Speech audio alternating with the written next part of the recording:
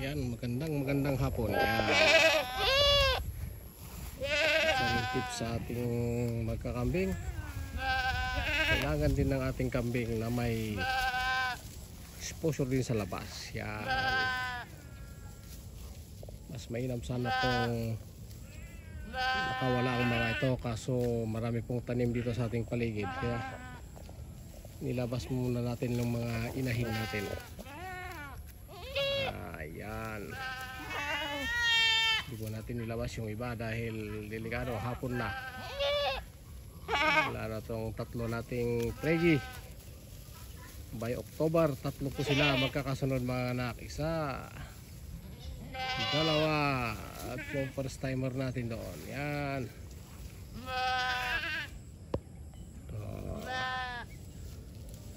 Yan, kagoti.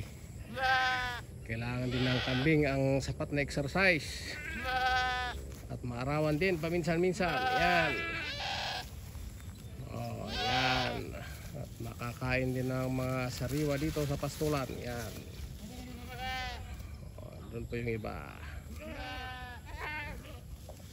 Yan. Happy farming, kagoti. Yan. Laban lang. Tibay at tiyaga lang ang pagkakambing. Yan. At tamang diskarte. Yun. Yan, nakatali po ang mga alaga natin dahil paligid natin ay puro tanim. Yan. May mga gulay sa paligid. Yan. Mahirap naman pag makasira sila ng pananim. Dapat responsible tayo rin na animal raisers. Yan. Respeto rin natin yung mga nagtatanim.